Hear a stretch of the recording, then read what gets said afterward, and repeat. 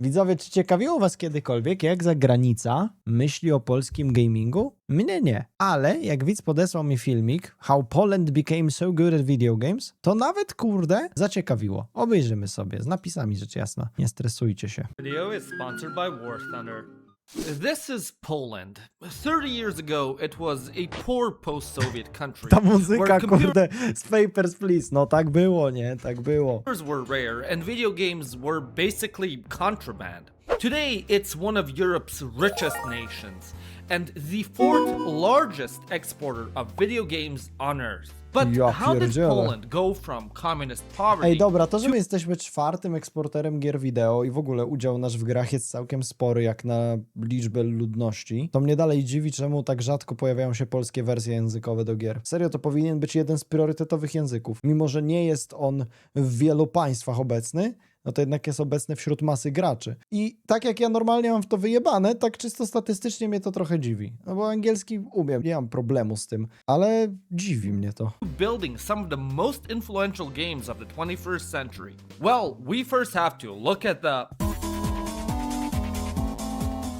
It's the 60s. Three pot-smoking, ramen-munching creatures, better known as college students, unraveled their first ever invention at MIT, Space War! O Exclamation tak. mark. W historii Instead gier of wideo o crunching tym było. numbers or helping put people on the moon, they made triangles shoot at each other. It was the world's first video game. At the time, computers were absurdly expensive.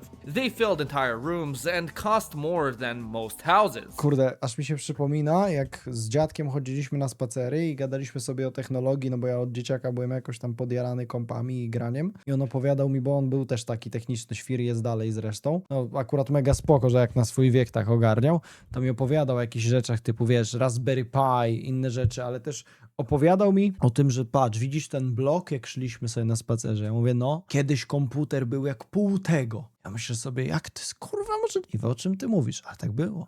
They were tools for scientists, governments, and people who wore lab coats, unironically. Games were the last thing anyone expected them to run. But once Space War existed, the idea was out. If computers could play games, people were going to make more of them. Over the next 2 decades, computers got smaller, cheaper, and faster. By the late 1970s, companies started building machines whose only purpose was entertainment. Consoles. In a couple of decades, video games conquered the world. Everywhere from the suburbs of the Midwest to the ex-nuclear wastelands of Japan, kids were glued to their screens, mashing buttons. Everywhere except Eastern Europe. Video games were fun, but you know who hates fun? Communists. So, much Oi. like blue jeans, rock music, and actually good literature, import of video games in the Soviet Union and its satellite states was banned. So, while kids in America were blasting Space Invaders at home, kids in Poland were stuck finding entertainment the old-fashioned way. Szczerze to jest niepojęte dla mnie trochę, ale fajnie, nie? Że w tak krótkim czasie my się tak dźwignęliśmy. W tym kraju jest zajebiście, szczerze. To jest niesamowite, jak krótki czas to zajęło, żeby się odbić od dna. But this started to change in the 80s. Some people said, screw that, jumping the border into Western Europe and starting to secretly import consoles into the Soviet world. Computers and pirated video games slowly started entering the Eastern European market. Kids and teenagers became enamored with this new technology. So much so that in 1985, Poland launched its first ever magazine entirely dedicated to computers and games. But then in 1991, the unthinkable happened. The Soviet Union collapsed. Overnight, communism was gone and Eastern Europe became free. Computers started flooding Poland. The digital age had finally begun. Which meant War Thunder was just around the corner. Although Poland finally got access to video games, there was a problem. Most people were broke. Consoles and video games cost Bida, a lot of chłopie, money. bida. Maybe not to you watching this from your comfy bedroom in Chicago while eating Kurde, przecież prestiżem u mnie za dzieciaka było to, że ktoś miał telewizor w swoim pokoju. I z reguły było tak, że jak rodzice sobie nowy kupili, to może się doczłapałeś do tego swojego, kurde, bo ci dali swój stary. Ja miałem taką sytuację, że dostałem po nich, kurde, ale zobacz, komputery też często był jeden na dom i gdzieś tam czasami się tatę prosiło, żebyś mógł pograć, jak on pracę skończy czy coś. Cheetos, but To the average Pole, affording a console was the same as affording a Bugatti. So most kids were still far away from being able to crush turds on the Game Boy. But they were able to find a loophole. Computers. Unlike consoles, which only specialized in one thing, computers could do a bunch of stuff. Your taxes, look up questionable websites, and most importantly, run video games. As the country's education system adapted to the new digital age, using computers became a more integrated part in the school's curriculum. Thus, Polish kids were able to convince their parents to get them one. And so, in a couple of years, every little Pole was oiling up their keyboards with their pierogi-greased hands. Although they had access to something that could run video games, which games they could play was still limited. So, to entertain themselves, many started fiddling with the computers themselves. Polish kids were learning the ins and outs of their machines, every circuit in their motherboards, every digit in the binary, every pixel on their screen. Paired with the fact that the socialist schooling system heavily pushed for math proficiency meant that in a matter of a couple of years, Poles became computer prodigies. By the early 2000s, Ale to prawda, fascynacja komputerem tak wystrzeliła z dnia na dzień, jak tylko była możliwość. To poszło w takie strony, że bardzo szybko wyrównaliśmy tak naprawdę. Jeżeli chodzi o tworzenie gier, no to też, kurde, po latach 2000 to zaczęło się dziać naprawdę dobrze. A jakby nie patrzeć, w latach 90 dopiero na świecie wyszły te takie naprawdę legendarne gry, które dobrze wspominamy. Czy jakaś Castlevania wtedy wyszła choćby, czy inne produkty, więc wcale się dużo nie spóźniliśmy. many of Poland's biggest game developers emerged. CD Projekt Red, the most notable company responsible for the Witcher franchise and Cyberpunk 2077. Techland, its other heavy hitter as well. A lot of Poland's early games were more simple in nature and more alike to indie games than to the AAA titles we see today. Hell, a lot didn't even make their own games initially, but were studios that worked on outsourced jobs from Western developers. Yet again, Western civilization is upheld by the Polish workforce.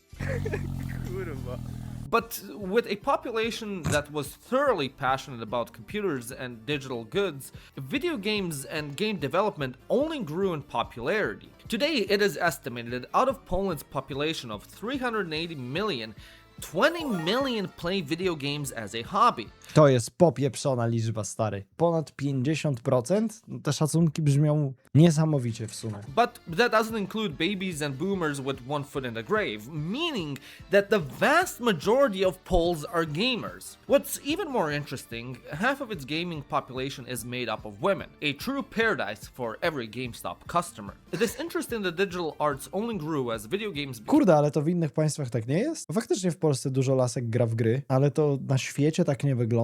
Kurde, nie wiem, trochę mnie to szokuje, jeżeli faktycznie kobiety w grach są rzadszym tematem na świecie niż w Polsce. Tylko pewnie wliczają w to mamy grające w jakieś mobilki z kwiatami. No tak, ale kurde, pomyśl sobie, ile jest chłopów grających w Clash of Clans, no to też ten sam level tak naprawdę. Washing Simulator? Nie, no kurde. Ja nawet gdzieś tam po widowni widzę, nie, że często przewijają się kobiety, czy to grające w Soulsy normalnie, czy w jakieś Wiedźminy, czy w jakieś Simsy, no to już stereotypowe, ale jednak. W Minecrafty, kurde. W horrory w ogóle dużo babek gra. Bardzo dużo babek gra w horrory. became more popular and more advanced. Polish developers had a vast selection of a well-educated and computer-passionate workforce to pick from. More importantly, they also had a large domestic market to which they could sell their games with a sticker made in Poland. The government and universities took note of this. Over the next decade, they rapidly expanded on this new emerging specialty. Universities opened up dozens of new courses and degrees relating to game development. So much so that today there are over 60 degree courses in making games in Poland. This only fueled the country's exponential growth. Jestem strasznie ciekawy, czy takie studia z game devu są jakkolwiek dobre. Nie mam pojęcia, nie neguję tego, że są dobre czy nie, bo nie wiem, ale mam takie przeczucie, że mogłoby się okazać, że ludzie, którzy siedzą w domu i dłubią przy kąpie i sami się kształcą, osiągają znacznie więcej i znacznie częściej, jeżeli po prostu im bardzo mocno zależy. Ale to mi się tylko wydaje. The industry. By 2019, the country surpassed the UK, Germany, and France in game exports, becoming the dominant game development country on the continent. On average, Poland creates over 500 games each year. The Polish government even added this War of Mine, a game depicting the siege of Sarajevo made by 11-bit studios, to the recommended reading list. This is the first time a country has recommended a video game in their national education system. But just making a large quantity of games is no recipe for success. The Steam Discovery page is filled with thousands of newly published games that on average have the same entertainment value as watching paint dry.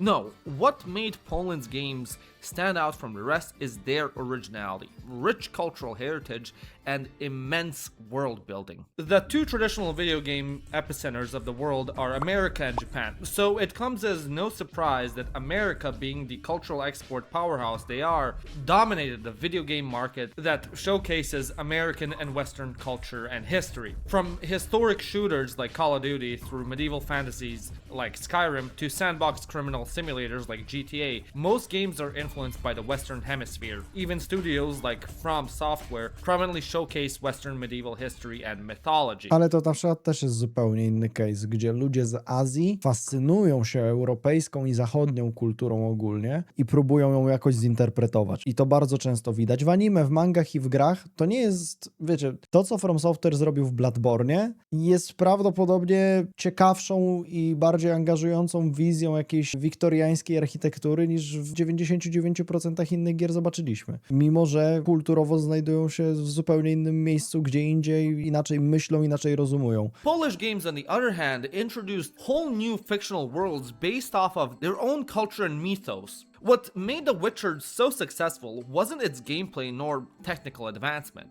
It was its world. The game wasn't filled with stereotypical goblins and orcs you find in every fantasy story in Japan and America. Its world was inhabited by creatures from Slavic mythology like the Striga, Leshen, and the Drowners. The towns you walked through... Akurat dużo polskich gier lubi czerpać z tego folkloru i tradycji, która jest okoliczna. To faktycznie te gry wyróżnia. No zdecydowanie tak. Tak jak niektórzy narzekają, że mamy teraz wysyp gier z chińską mitologią, no to jest podobny case w zasadzie do gier inspirujących się słowiańską mitologią, tylko no inaczej na to patrzymy. Ale faktycznie te gry miały jakiegoś takiego ducha i mają dalej, no. Wiedźmin choćby. Zdecydowanie. Jeżeli chodzi o world building, to też jest ciekawe. W danych regionach świata i w danych państwach trochę inne gatunki królowały. No u nas znacznie mniej było zafascynowania grami typu Nintendo, nazwijmy to, po prostu jakimiś familijnymi gierkami. U nas dużo większe sukcesy odnosił po prostu RPG, otwarta światowość, masa wyborów, trochę nawiązywanie też nawet do papierowych RPGów. RTS-y u nas też się odnajdywały, strategie. To ludzi jarało, bo ludzie lubili jakkolwiek gry wojenne, więc tutaj strategie choćby. Ludzie lubili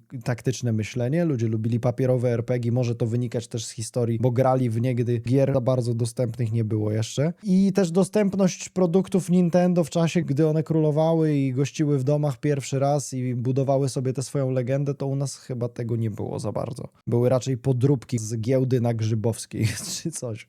Weren't those of medieval Britain or Germany. They had their own unique Polish flair. Even with indie titles like Darkwood, where you play in 90s Poland being corrupted by an evil and mysterious force, these little cultural injections made these games stand out from the rest. Of course, not all Polish games are about their culture. Their own unique life experiences and sense of game design bring a much-needed freshness to the gaming scene, no matter the genre or theme. So it's really no surprise that by 2024, Poland has climbed to the world's 6th largest exporter of video games and 4th largest in 2019, single-handedly carried by the release of The Witcher 3. Which is mind-blowing considering the population of other countries on this list. As a whole, Poland's video game... Ale ludzie chyba sobie do dzisiaj nie zdają sprawy, jak wielkim sukcesem był Wiedźmin 3. Ile Wiedźmin 3 sprzedał kopii? To jest chore. Patrzcie. Wiedźmin 3 sold copies. 60 ponad milionów egzemplarzy. Przecież to jest absurd. To jest kurwa absurd. Wiesz, Elden Ring sprzedał 30. I jeszcze masz DLC-ki i inne rzeczy. To już nie chodzi nawet o finanse, ale chodzi o to, ile ludzi liznęło ten produkt. Ogrom ludzi. Industry is worth over $14 billion, with CD Projekt Red accounting for more than half of the industry's total worth. What's even more impressive is the fact that in the entire country, only 10,000 people work in the game development industry. Essentially, a village of Poles were able to become the fourth biggest in the industry in the entire world.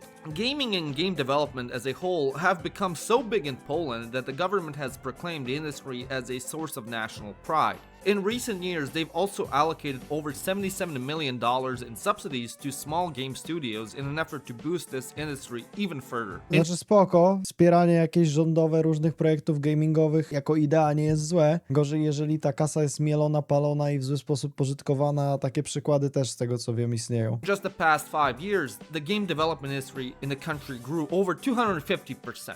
Ultimately, Poland's game industry is a testament to the nation's success as a whole. Just a couple of decades prior, the country was a typical desolate Eastern European country struggling to procure basic goods. But in a matter of a couple of years, the nation has become a giant in one of the most popular and influential industries of the 21st century. This isn't just a huge economic milestone, but a cultural one as well. Polish culture, history, and legends are being put on the world's map. And hopefully their creativity... Nie chcę tutaj zabrzmieć jak jakiś, nie wiem, przesadny patriota czy coś w tym stylu, albo jakoś górnolotnie z perspektywy Polaka, ale wydaje mi się, że my jesteśmy na średnim poziomie dużo bardziej świadomi na temat tego, czego w grach oczekujemy i co w grach działa, co się sprawdza i jakie gry powinny być w naszym rozumowaniu, niż reszta świata. Tak mi się wydaje, że te wszystkie dyskusje, nie mówię nawet jakieś ludologiczne czy coś, po prostu jakiekolwiek dyskusje o grach, wymiany poglądów, one często prowadzą do strasznie mądrych wniosków, produkty są serio przemyślane, są często unikalne, są często czerpiące właśnie z jakichś tradycji, kurde, z historii, one mają głębie, postacie nie są, wiesz, wyblakłe, oczywiście zdarzają się krzaczki,